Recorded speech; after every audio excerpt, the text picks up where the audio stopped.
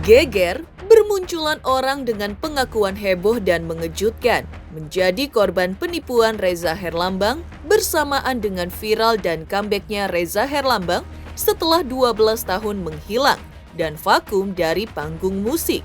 Mendadak viral dengan kisah mengharu biru terkait jatuh bangkrutnya kehidupan keluarga. Tetapi di tengah keviralan Reza saat ini, menyeruak tudingan miring terhadap Reza, yaitu diduga melakukan penipuan. Tudingan itu awalnya muncul dari Kiki Kanu dan Astrid. Lalu, kini muncul pengakuan baru dari sosok yang mengaku sebagai korban Reza lainnya bernama Lutfi.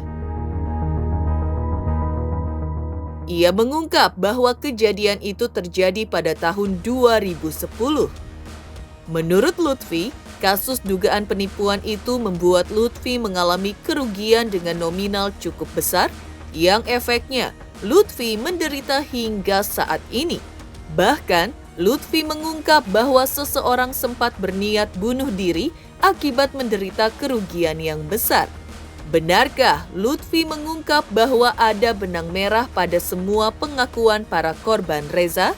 Apa tujuan para korban Reza berani bicara belak-belakan? Heboh, bermunculan pengakuan baru pihak yang mengaku sebagai korban penipuan Reza Herlambang seperti Lutfi, Kiki Kanu, dan Astrid. Rupanya pihak yang mengaku sebagai korban penipuan Reza masih berjejeran antri. Seorang perempuan asal Bandung bernama Iva Dewi kini muncul sebagai korban penipuan Reza Herlambang.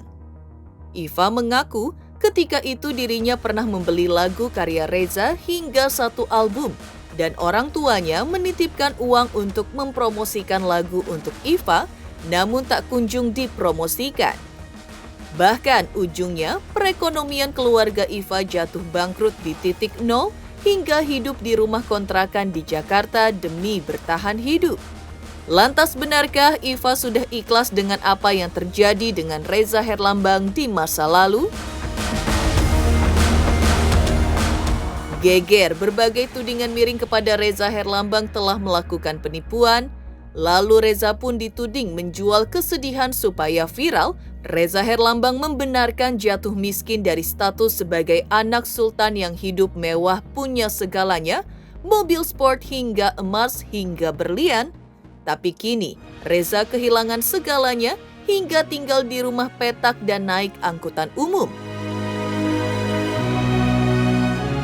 Di sisi lain, terhadap berbagai suara-suara miring disertai tuduhan terhadap Reza Herlambang telah melakukan penipuan, Reza pun menjawab dan menantang kepada para penuduh untuk melaporkannya ke polisi jika memang benar dirinya telah melakukan penipuan seperti yang dituduhkan.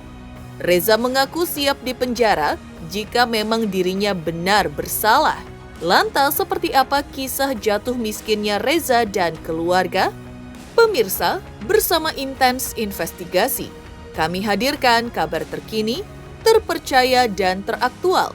Tetapi sebelumnya, jangan lupa untuk like, subscribe, dan juga share channel YouTube ini.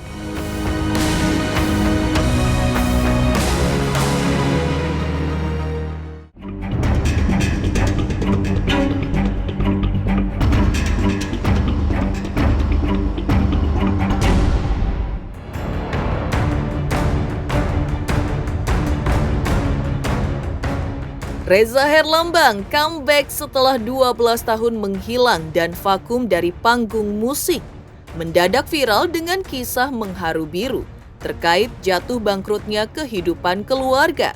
Tetapi di tengah keviralan Reza saat ini, menyeruak tudingan miring terhadap Reza, yaitu diduga melakukan penipuan.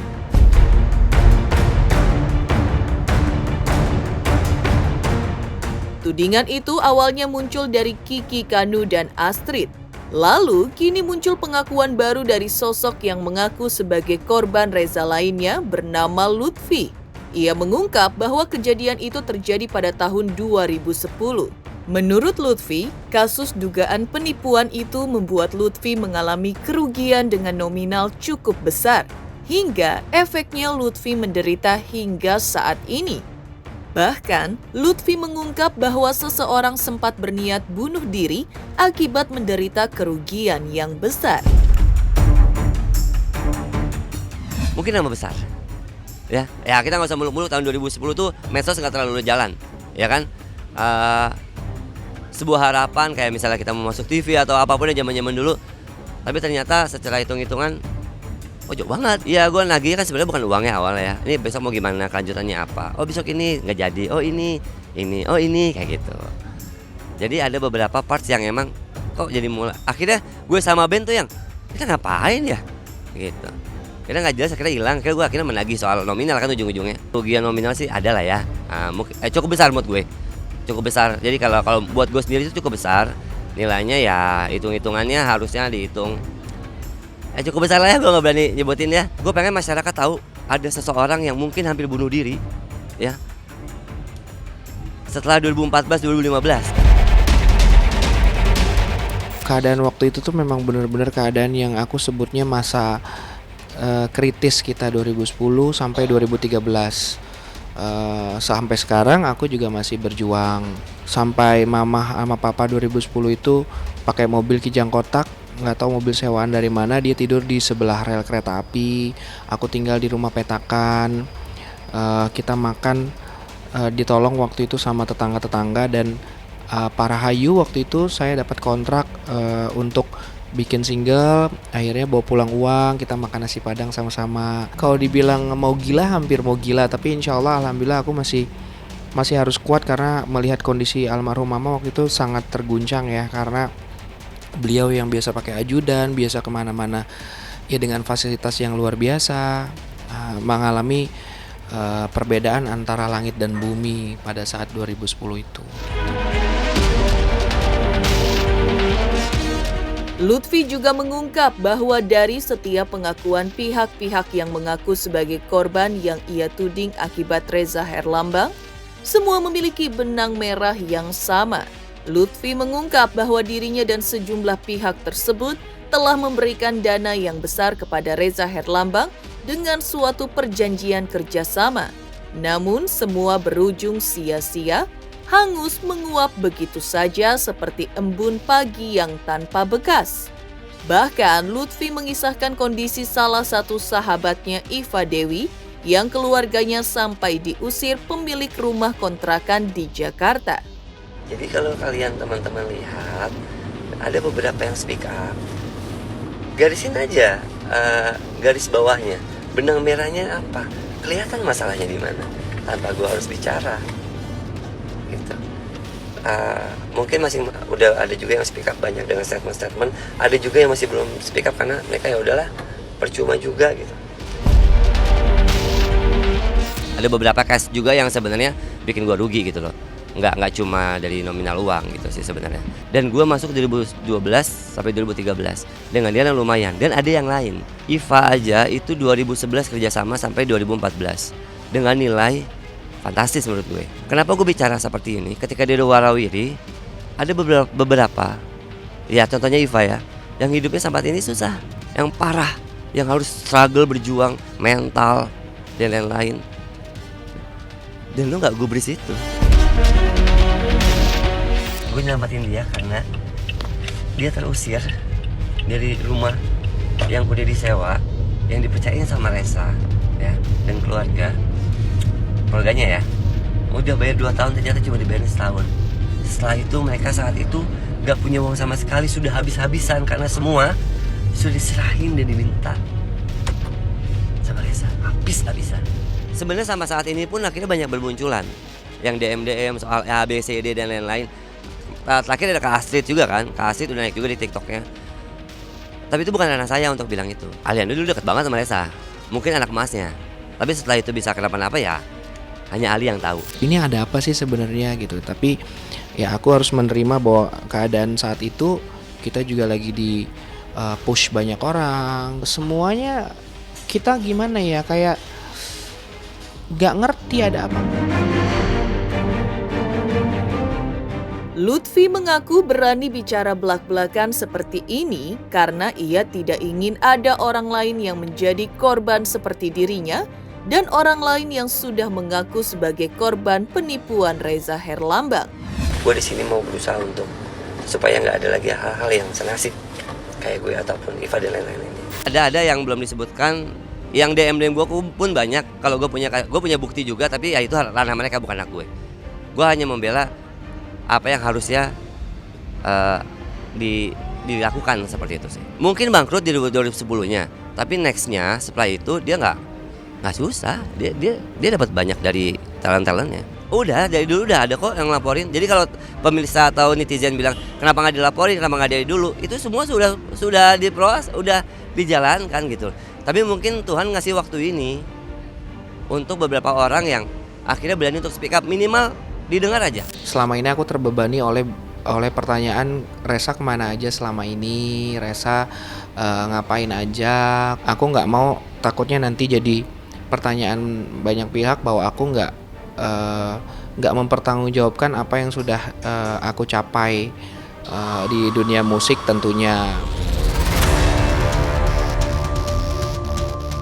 Geger bermunculan pihak-pihak yang mengaku sebagai korban penipuan Reza Herlambang. Lantas benarkah masih ada korban lain yang mengurai tudingan miring terhadap Reza?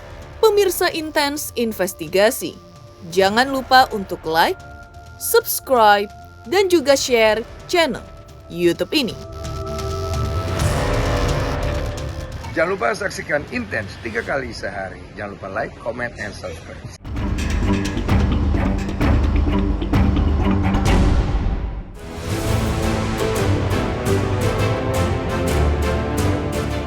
Heboh bermunculan pengakuan baru pihak yang mengaku sebagai korban penipuan Reza Herlambang, seperti Lutfi, Kiki Kanu, dan Astrid.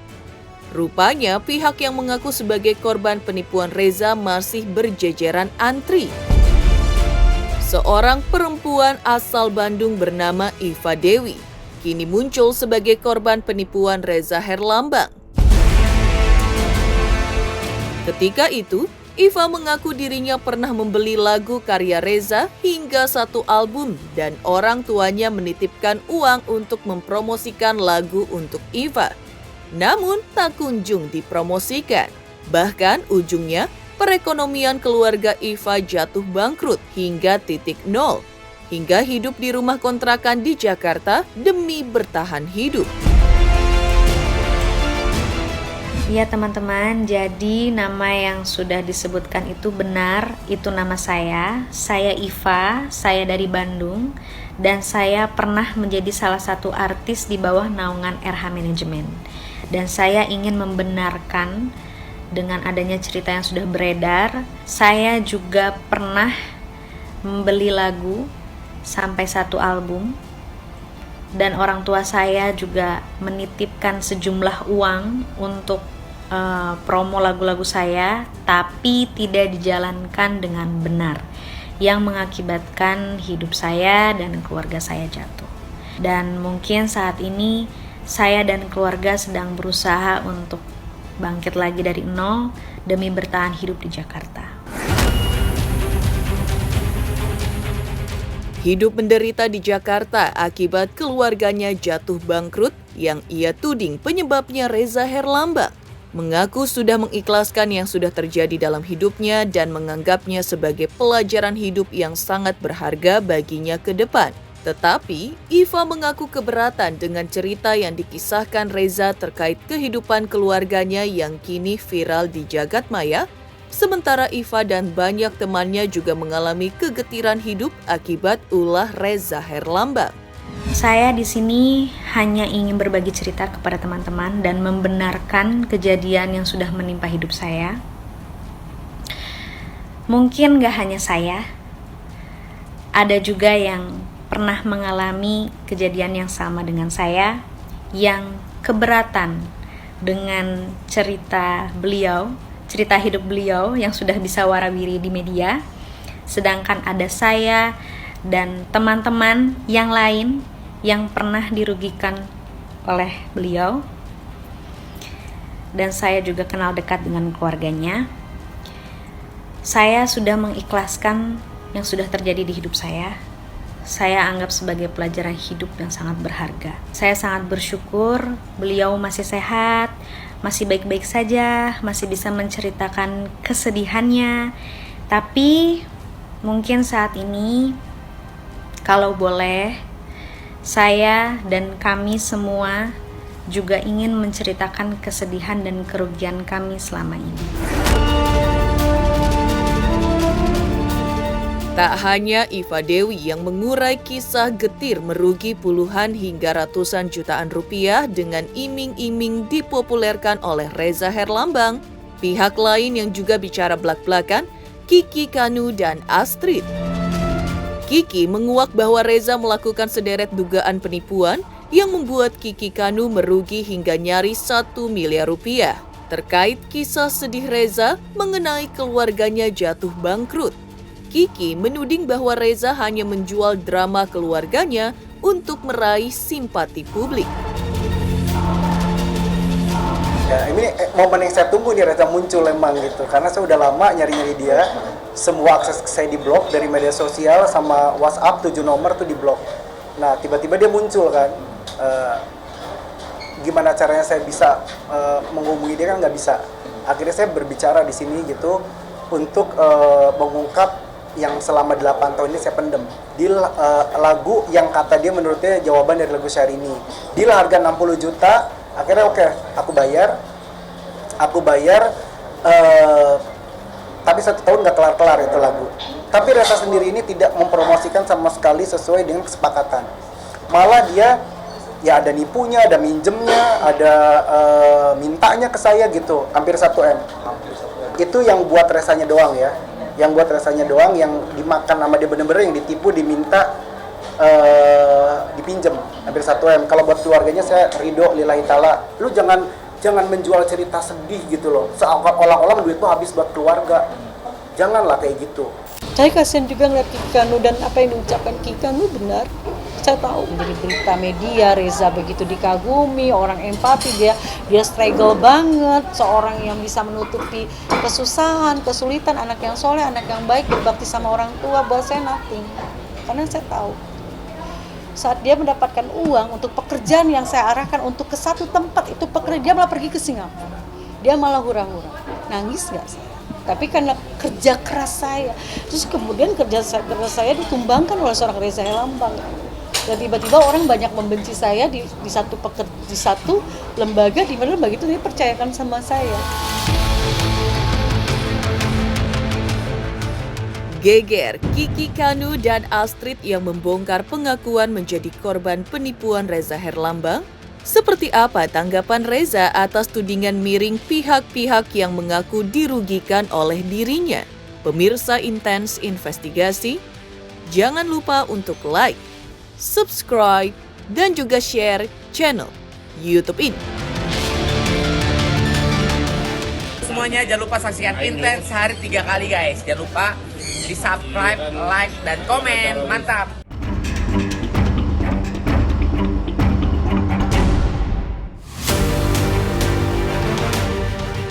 Kisah jatuh miskinnya Reza Herlambang 12 tahun lalu, tepatnya terjadi pada tahun 2010, yang belakangan ini mendadak gempar dan viral di sosial media.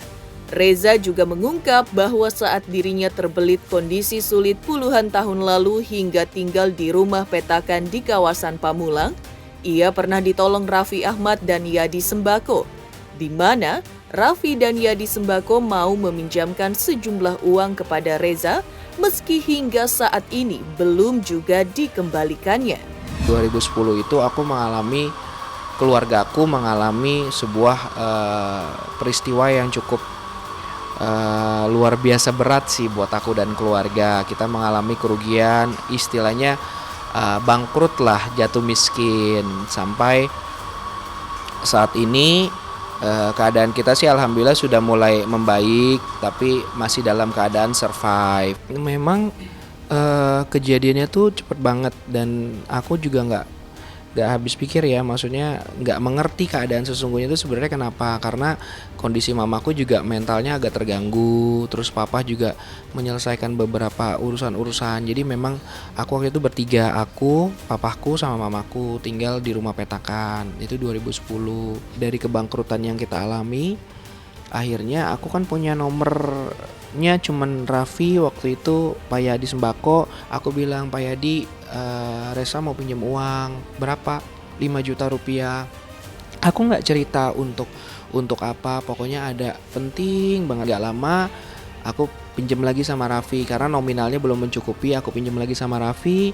Pas kejadian itu mungkin Raffi bingung atas kejadian ini, bahwa loh, lu pinjam duit 5 juta, mungkin di dalam pikirannya kan lu anak orang kaya, bokap kemana, ibarat gitu ya. Aku nggak cerita detail, ya nantilah. Demikian pemirsa kabar terkini, terpercaya dan teraktual yang kami hadirkan hari ini. Saksikan terus Intens Investigasi setiap Senin sampai dengan Sabtu, tayang 3 kali sehari, yaitu pada pukul 11 siang, 3 sore, dan 7 malam, tentunya hanya di YouTube channel. Dan pastikan jangan lupa untuk like, subscribe, share, dan juga komen channel Intens Investigasi.